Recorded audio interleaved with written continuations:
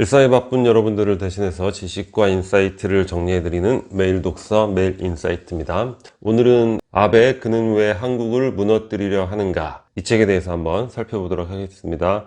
아베는 이미 수상에서 물러났죠. 그런데 지금에 와서 아베 이야기를 할 필요가 있는가 의문을 가질 수 있는데, 지금의 스가 총리, 아베나 아소다로 외무상이나 다 똑같은 일본 극우파의 일원이죠. 그러니까 정권의 본질은 거의 변함이 없다, 이렇게 보시면 될 것 같아요. 그래서 책 제목을 아베가 아니라 일본 극우파, 그들은 왜 한국을 무너뜨리려 하는가, 이렇게 바꿔서 생각해 볼 수 있을 것 같습니다. 저자는 일본에 대한 이슈가 나올 때마다 방송에서 우리가 늘 접하는 호사카 유지 교수인데, 2003년에 한국인으로 귀화를 한 그런 분이시더라고요. 이웃나라인 일본을 이해하는 것은 우리에게 굉장히 중요한 일이겠죠. 그런 관점에서 몇 가지 사항들을 살펴보도록 하겠습니다. 일본은 자민당이 거의 일당 독재를 하듯이 쭉 정권을 유지해왔죠. 수상이 바뀌어도 정권의 색채는 거의 변함이 없었다고 할 수 있죠. 그런데 아베의 집권이 의미하는 것은 조금 다른 차원이라는 거예요. 그게 뭐냐면, 자민당이라는 것은 보수 정치인데 아베는 그 보수에서도 극우파에 속하는 정치인이라는 거죠. 일본에는 이제 보수 본류가 있고 보수의 비주류, 극우가 있다는 거예요. 둘의 차이가 어떤 점인가, 그 부분을 이해하는 게 중요할 것 같습니다. 자, 보수지만 샌프란시스코 강화 조약으로 인한 체제, 그런 것들은 인정을 한다는 거죠. 뭐냐면 일본이 전쟁에 대해서 인정을 하고 사과를 한다는 걸 의미하는 거예요. 전쟁은 잘못됐다, 이런 것들을 인정하는 것이고, 평화헌법, 미국에 의해서 만들어진, 전쟁이 불가능하게 군대를 보유하지 못하게 만들어진 평화헌법을 유지하겠다는 것이고, 그리고 미일 동맹을 굳건하게 유지하겠다는 거야. 평화를 미국과의 동맹을 통해서 얻고, 그 바탕 위에서 일본의 경제적 번영, 이런 것들을 이제 강력하게 추구하겠다. 이게 일본 보수의 본류인데, 자, 아베, 스가, 아소다로, 기타 등등 여러 극우파가 속한 보수의 비주류는 어떤 부분이냐면, 샌프란시스코 강화조약 전범국가 인정한 거, 그거 불인정하겠다는 거예요. 전쟁이라는 게 원래 이기면 정의로운 거고, 이제 지면은 비난을 받는 것일 뿐, 그런 일종의 하나의 게임인 것이고, 우리가 이겼으면 달라질 것인데 괜히 져가지고 된 것일 뿐이니까 우리가 그거 가지고 잘못하고 자시고 이런 거 있을 수 없다, 불인정이고, 평화헌법을 개정하겠다는 거야. 군대를 우리는 가져야 된다, 그것도 막강한 군대를. 자, 미일 동맹, 이거는 보수 본류와 똑같은데 미일 동맹으로 인해서 얻고자 하는 것이 다른 거죠. 무엇을 얻고자 하느냐, 강력한 미국이라는 나라와 동맹을 맺어서 전쟁을 하겠다는 거야.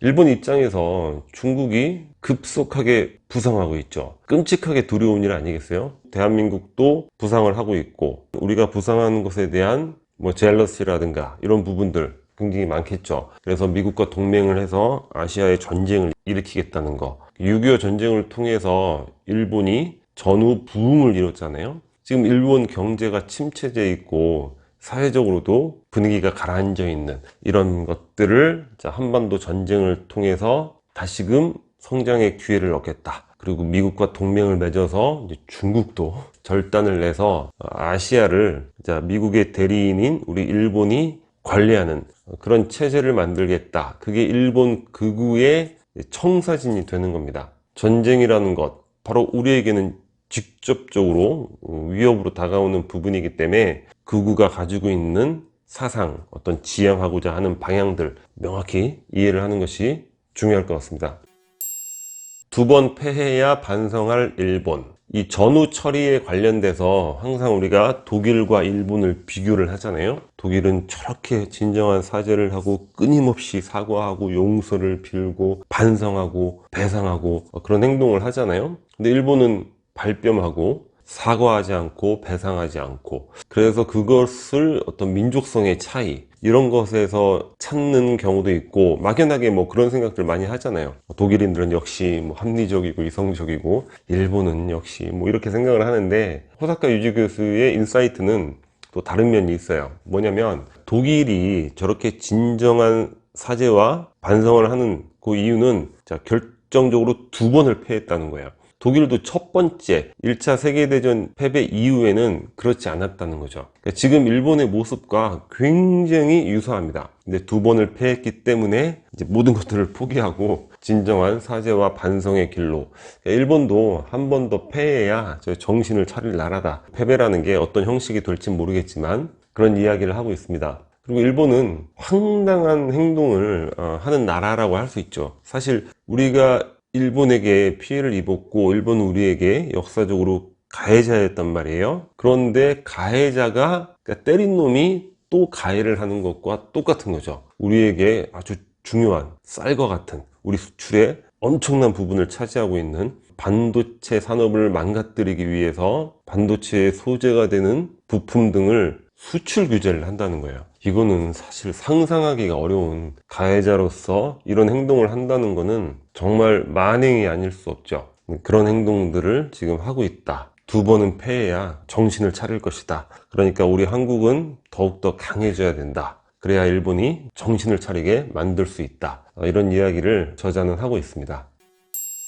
히틀러를 옹호하는 일본 극우파. 이제 1차 세계대전 이후의 독일과 지금의 일본이 유사하다고 했는데 말로만 유사한 게 아니라 정말 구체적으로 하는 행동들이 너무너무 유사한 부분이 많습니다. 지금 일본 극우파를 지지하는 단체가 일본회의라는 단체가 있죠. 여러 극우파들이 다 통합을 해서 만들어진 그런 정치 집단인데, 이들이 내세우는 주장들이 거의 히틀러의 주장과 다름이 없다고 볼 수 있죠. 그리고 일본 극우파 중에서도 극우파 아소다로 같은 경우에는 아예 주기적으로 이런 망발을 서슴지 않게 이야기를 하고 있잖아요. 자, 독일 베르사유 조약, 그러니까 영토도 빼앗기고 막대한 전쟁 배상금으로 막 힘들고 이런 것들 히틀러가 어떻게 했습니까? 파기하겠다고 얘기를 했고, 독일 국민들의 여러와 같은 지지를 얻고 실제 파기를 했죠. 지금 일본 극우파는 샌프란시스코 조약을 파기하겠다, 이렇게 이야기를 하고 있습니다. 그리고 아주 세계적으로 역사적으로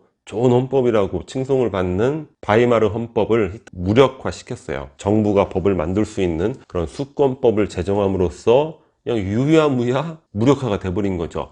이걸 가지고 아소다로가 우리도 이런 것을 배워서 흉내내면 어떨까, 이런 얘기를 했다가 또 아주 그냥 질타를 많이 받았죠. 전 세계로부터. 자, 일본이 어떻습니까? 바이마르 헌법 무력화와 비슷하게 평화헌법을 무력화시켜서 개정하려고 하고 있죠. 그리고 국가주의 파시즘, 일본 국민들이 또 저런 부분들에 잘 또 따라가는 부분들이 있잖아요. 그런 파시즘 국가를 새로이 만들려고 하고, 자, 1차 세계대전 이후에 독일군 재무장을 해서 2차 세계대전을 일으켰죠. 자위대 이제 정식 군대화를 만들어서 재무장을 하려고 합니다. 그리고 정식 군대를 안 만들어도 실제 지금 자위대만의 이 전력만으로도 세계적인 수준의 군대를 이미 보유하고 있는 거나 마찬가지죠. 그리고 이 부분이 정말 중요한데, 당시 독일 내적인 문제들이 많은 이런 불만들을 어떤 것으로 분출했는가? 공공의 적, 증오 대상으로 유대인들을 설정한 거죠. 쟤네들 때문에 우리 민족이 안 되고 있다. 우리의 그 순수한 혈통이 쟤네들로 인해서 더럽혀지고 있다 하면서 유대인을 실제 학살까지 600만 명이라는 상상하기 어려운 일이죠. 일본이 그걸 그대로 따라하고 있어요.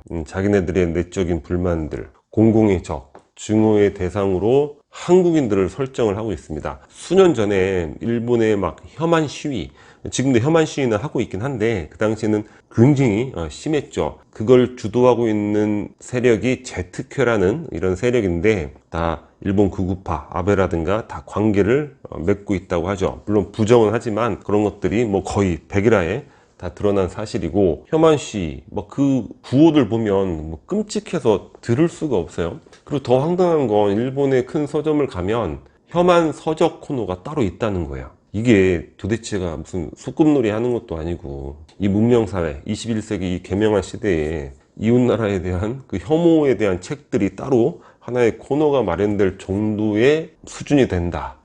이건 생각하면 좀 머리가 아픈 일인 것 같습니다. 여튼 우리를 공공의 적으로. 그래서 아베 집권할 때 보면 총선 같은 거 선거할 때 다른 이슈가 없어요. 그냥 무조건 우리나라 한국 이야기만 하는 거죠. 여간 이런 내용들 보면서 기존에 생각했던 부분보다 뭔가 더 훨씬 심각한, 뭔가 견고한 준비, 체계 이런 것들이 일본 극우파들에게 있지 않은가 경각심을 갖게 되는 것 같습니다.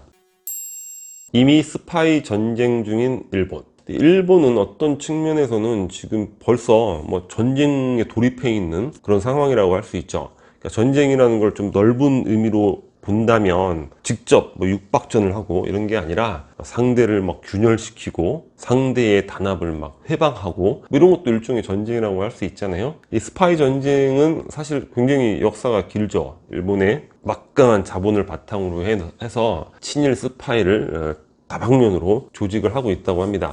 일본에 유학 가신 분들은 그런 경험 많이 했다는 거야. 그러니까 일본에 뭐 국정원 같은 사람이 와서 이렇게 대화를 하면서 현안 같은 거 얘기를 하면서 이렇게 용돈 같은 걸 툭 놓고 간다는 거죠. 그런 데에 이제 넘어가는 경우도 많이 있죠. 우리나라에서도 보면 다 일본 기업들이 지원하는 재단 뭐 이런 것들을 통해서 이제 먹고 살고 돈 벌고 이런 사람들이 다 쓰는 책들이잖아요. 근데 꼭 그런 사람들 말고도 굉장히 많이 있는 것 같아요. 가끔 SNS 돌아다니다 보면 막 이상한 글 올리고 이상한 사진 올려가지고 이상한 얘기하고 뭐 그런 사람들 꽤 많이 보거든요. 또 한국 내에 친일 스파이뿐만 아니라 전 세계에 또 그런 스파이를 많이 양성을 하고 있죠. 너무 많으니까 이름도 기억이 안 나는데 뭐 가장 최근에 본다면 그 하버드의 그 램지어 사태 이런 것도 당연히 이제 친일 스파이의 문제가 되는 거죠. 근데 자기네들이 의도했던 바대로 이루어지지 않고 오히려 지금 전 세계 어떤 양심적인 지식인의 지탄을 받고 있죠. 일본 내에 그런 양심적 지식인들로부터도 아주 지탄을 받고 있습니다. 그러면 일본 극우파의 행동에 대해서 과연 우리는 어떻게 대응을 해야 될 것인가? 뭐 같이 싸워야 될 것인가? 그럴 수는 없겠죠. 우리가 가까운 이웃 나라고 또 우리 한일 관계라는 게 뭐 부침이 있었잖아요. 첫 번째는 이런 극우파의 실체, 그들의 어떤 사상, 그들의 목표 이런 것들에 대해서 우리가 좀 정확하게 인식을 하는 게 중요할 것 같습니다. 그래야지 우리가 쓸데없이 내분에 휩싸이지 않게 되는 거죠. 국내적으로 보면 우리가 정치적으로 갈등 대립이 심한데 이런 게 있다 하더라도 외부적으로 목소리를 낼 때는 단합이 좀 됐으면 좋겠는데 일본에 관련된 부분에 있어서는 그런 게 또 안 되는 것 같아요. 국내적 갈등이 먼저인 것 같아요. 오히려 일본과 편들더라도 국내의 상대파를 제압하겠다 뭐 이런 부분들. 여튼 일본 극우파에 대해서는 정확하게 인식을 해야 될 것이고, 두 번째는 한반도에 두 번 다시 전쟁은 안 된다 이런 것들에 대해서 우리가 확고한 신념과 행동 이런 것들을 보여줘야죠. 미국한테도 마찬가지예요. 뭐 중국하고 갈등이 있을 한반도를 또 배경으로 뭐 무력 대응을 한다거나 뭐 이런 게 발생할 수도 있잖아요. 여러 가지 일들이 돌아가는 모습을 보면 여하튼 무엇이 어떻게 됐든 간에 우리 한반도에서는 두 번 다시 전쟁은 안 된다는 거. 그걸 위해서라도 뭔가 남북 간 화해 교류. 그러니까 북한을 위해서 뭘 하자 이게 아니라 우리를 위해서 뭐 우리도 마음에 안 드는 부분이 많을 수 있지만 여튼 우리의 안전을 위해서라도 화해 교류를 우리가 좀 노력하고 좀 어린애 같은 짓을 하더라도 좀 인내하고 그런 것들. 북한하고도 여튼 한반도 전쟁은 안 된다는 거. 일본 구구파가 원하는 게 한반도 전쟁을 통한 제도약이니까 그런 것들을 확고히 하는 게 중요할 것 같습니다. 그리고 세 번째는 뭐 정치 갈등은 정치 갈등의 문제이고 우리의 이제 민간 교류 이런 것들은 활발하게 우호적으로 교류를 해나가는 게 필요하지 않을까. 그렇게 친하게 지내다 보면 일본 국민들도 그들의 어떤 극우파 정치로 인해서 우리가 많은 피해를 보는구나, 불편하구나. 일본 기업들도 오히려 지금 한국 경제 보복으로 인해서 더 피해를 보고 있잖아요. 이런 것도 있는 것이고, 극우파 쟤들은 안 되겠구나 생각하면서 일본 자체 내에서 서서히 정권을 교체해 나갈 수 있는 뭐 이런 것들이 이제 가능하겠죠. 그래서 우호적 민간 교류는 면면히 이어나가는 것. 뭐 이 정도 한번 개인적으로 이제 생각을 해봤습니다. 여러 가지 막연하게 뭐 느끼고 있었던 부분들, 그런 부분들이 이제 이 책을 읽으면서 보다 구체화되고 몰랐던 부분들도 많이 알게 되는 것 같아요. 또 새로운 관점에 대해서도 알게 되는 그런 계기가 됐던 것 같습니다. 꼭 빠르게 읽어볼 수 있는 그런 책이었던 것 같아요. 뭐 시간 되시면 한번 읽어보시는 것도 괜찮지 않을까 생각을 해봅니다. 자, 오늘 영상은 여기서 마치도록 하겠습니다. 위캐리커처가 구독 버튼이고요. 구독과 좋아요 많이 부탁드리겠습니다. 감사합니다.